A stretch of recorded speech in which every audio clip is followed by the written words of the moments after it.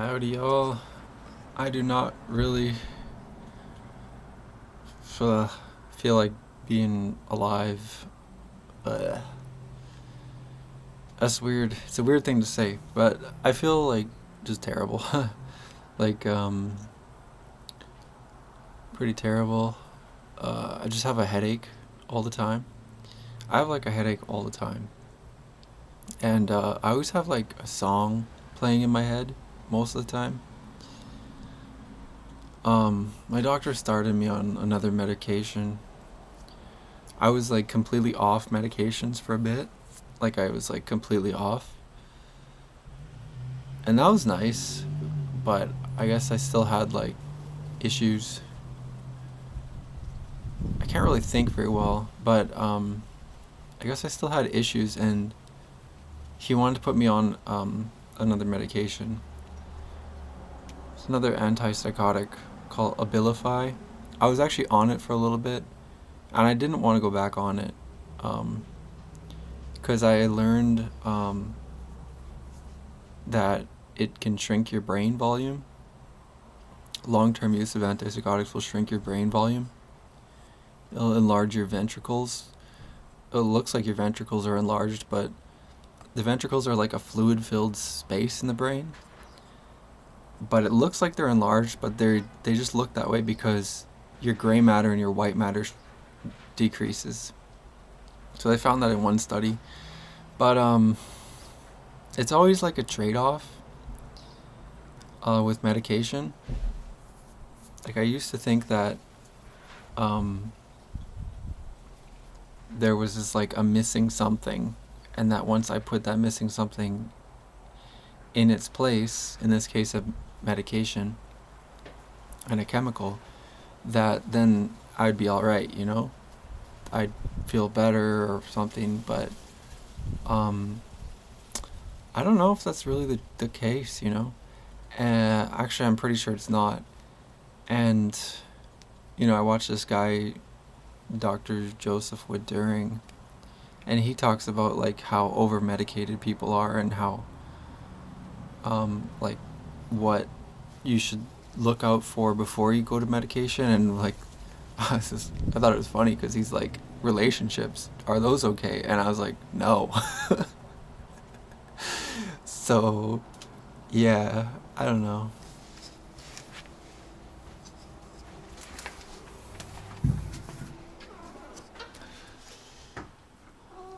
I just saw my upstairs neighbor come outside, so I fled inside because I don't want to be seen. But yeah, I don't know what else to say really. I guess yeah, I don't know. I'm just not doing so great. Like I don't even really want to do anything. Like yeah.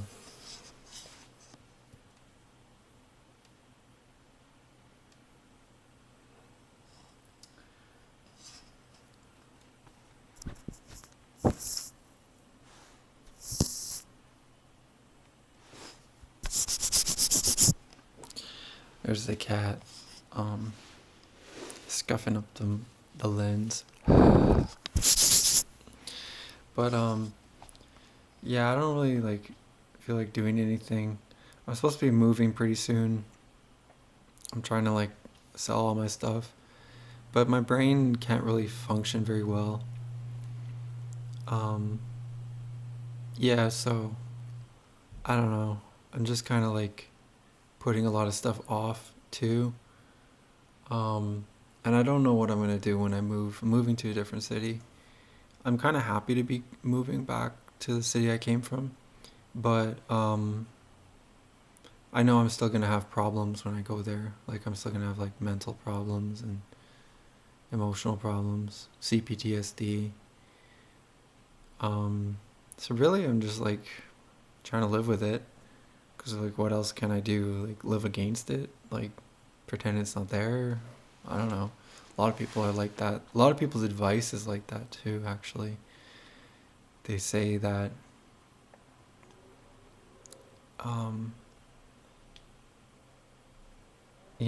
you're fine and stuff, but I don't know, just I don't really feel fine. My brain hurts. Like, I always have a headache. And I always feel tired. I always feel like this, like, just tiredness. I don't know what that is. Chronic fatigue or what, but, yeah. And people are always commenting about how I seem, like, asking if I feel okay, or asking if I'm alright, or, like, how are you? I really hate the question, how are you? And I've talked about this before, but, because people don't really care. So it's like you're put in this like fake scenario when people say how are you, and here where I'm from they always say how are you. um well, at least in this town, and they always say it like, hi, how are you? And it's like, what am I supposed to say? Like, the only option is to say, good, how are you? It's like, you don't say, actually I'm really depressed, or actually I've been dealing with a lot of after effects of childhood trauma. It's like, obviously you don't say that stuff. Like, no one is expecting you to say that. So it's like, why do they, but like, what are they expecting you to say? Like, it's kind of retarded, in my opinion. And, um, yeah. There's like, the censorship thing kind of gets under my skin a bit, like the topic of censorship. Because, like, you can't really say much, like, to certain people. A lot of people, they just, like, get hung up on what they're not hearing, like, the message. They're getting caught up on like how it's packaged, and then it's just like, so what, I have to say everything in like a stupid way just so that you'll listen? That's stupid. Why can't I just say, you know what's true? But anyway, sorry, that's just a rant. But yeah, my head just hurts, and I said goodbye to like some people today. um it's weird because like I kind of don't really feel anything. Like, I don't know if it's depersonalization, derealization, whatever that is, dissociation, where I don't really feel that much. But I said goodbye to some people, and I was feeling kind of sad, but like I didn't really know how to like process or deal with it too well. But I definitely did feel sad saying goodbye to certain people in this town, which I was surprised. And I was actually really surprised how much people were nice to me, about now that I'm leaving. But yeah, I don't know. So it's kind of like bittersweet in a way. It's sweet that I'm leaving, but it's kind of bitter that I'm gonna miss, sort of like, maybe I'll miss these people? I don't know. It's weird because I wasn't sure that I would, to be honest. I wasn't really sure that I would miss them. I was just kind of like, ah, I'm so glad I'm leaving. But then everybody was so nice when I was saying like I'm leaving. But yeah, I don't really know what to think about it. But now I'm going back to my old city, and I don't even know what that means. Like, I really don't even know what that means.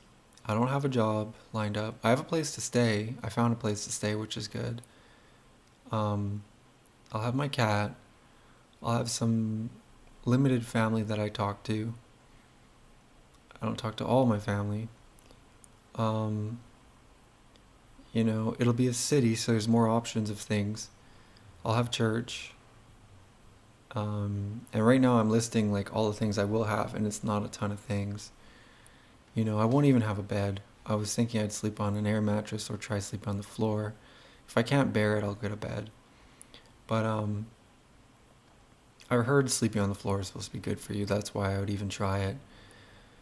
Um, I'm not afraid to try things. If they don't work, they don't work. But yeah, and I was thinking like I'd have exercise. Like running for sure. I'd have running. I would have uh, gym options and yoga options. Yoga is the big one that I really want to go to again, because yoga actually helps a ton with like childhood trauma and stored trauma in the body, and with, chronic pain, and like with all these things. Yoga really helps for sure, for sure, for sure. There's a lot of people out there who have like pain constantly, like soreness in their body, in their back, in their hips, in their lower back, in their um, knees, or in their somewhere in their body, shoulder. And honestly, yoga can help with that. But a lot of them, they just don't do anything. They self-medicate with beer or pills. They live even more sedentary, they complain constantly. But yoga can really help with body pain. So it's really good that way. But it also helps with like emotional suffering, increases emotional well-being, helps with mental things too, increases focus and whatnot. So I'm a fan of yoga, and I think it's a really beneficial thing to do.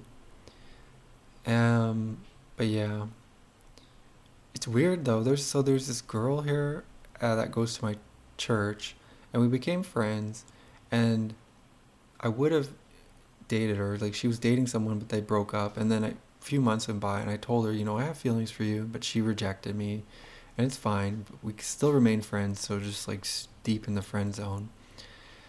And then, but she's moving to the same city, which is really weird, like how that happened. But she wants to like, she's like really happy that she'll know me and know somebody who in the new city, and like wants to go to church together still. And like, I will, I'm fine with that. I'm glad with that. But yeah, I guess we're just friends. But I would like to meet somebody, like, to date. Like, I'm 30 years old, and I've dated a lot of people, but I never really took it seriously.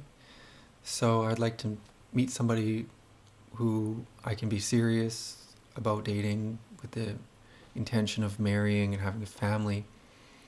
And it's kind of really, in a way, it's really worrisome for me, because like the whole intimacy and getting close thing, and like, what if they reject me, if they find out who I am, type of thing. And so there's a lot of like insecurities and fears there. But also on the other side of that, I'm just like kind of like, yeah, it'll be fine. um if it's God's plan, it's God's plan. And so yeah, I kind of think it'll be fine. Just lay it into God's hands, and go with what God wants, right? And that's easier said than done, of course. But I think that's a huge statement, actually, that a lot of us can relate to. That what we lay into God's hands, we have to trust our lives into God's hands. And that's like that's what faith is, right? And our impulse is like, I have to control this because I won't be safe. But God loves us, and he wants to prosper us. He doesn't want to hurt us. So really, it's like I can be the most safe, the most loved, the most okay, if I let my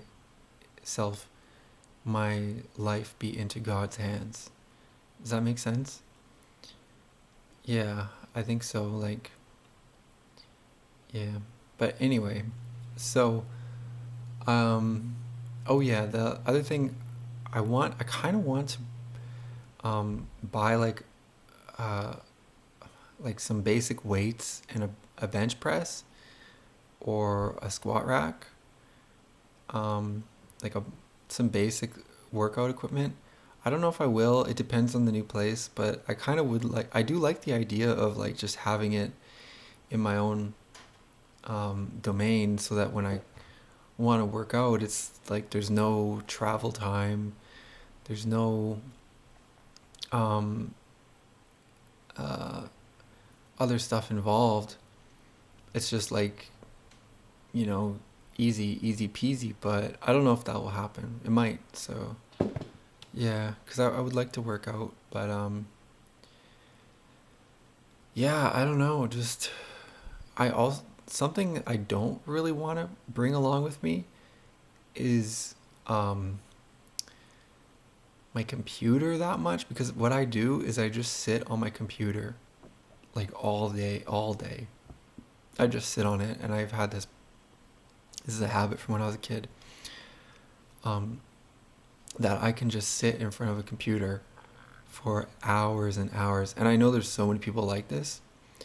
I grew up with these people, like they were my friends. The same thing. They could just sit and just veg. And like my family is really bad for doing this. A lot of people's families are, but I don't really want that. Like, I'm wondering how I can like not do that, you know?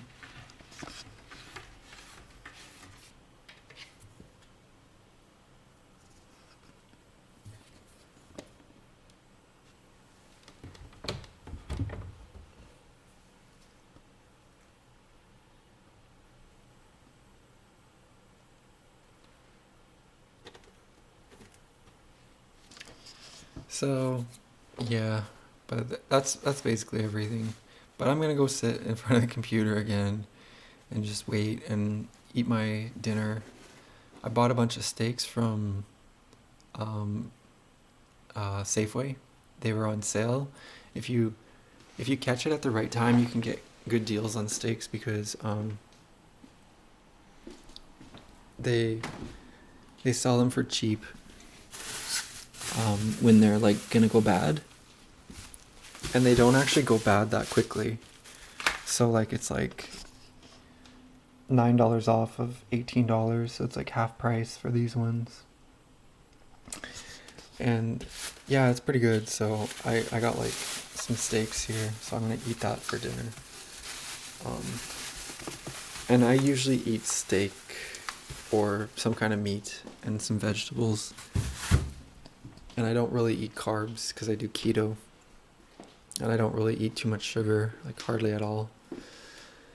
But yeah, I just try and eat clean. I do so much stuff for my mental health and my mainly mental health, but emotional health, physical health.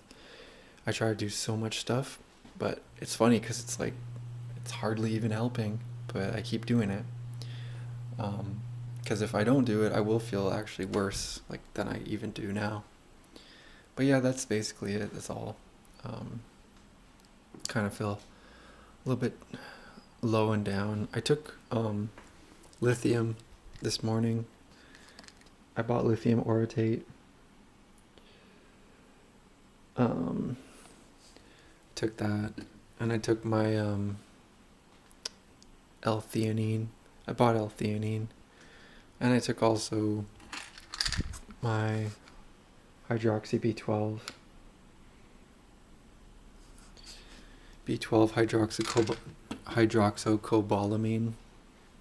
But yeah, I just took those things because I didn't want to feel anxious and nervous when I said goodbye to people today, and played cards with them. But yeah, that's it. That's all I have to say for today. Yeah.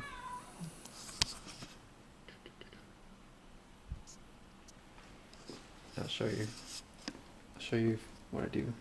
I say, you want a cat treat? You want a cat treat? So yeah, he wants a cat treat. And then I'll get him 2. It's always 2. And I say, shake a cat paw. And then here, he shakes a paw. And then twirl. There's a good boy. He always has to do a twirl. Here, twirl. Twirl. Good boy. Here, catch it. He tried.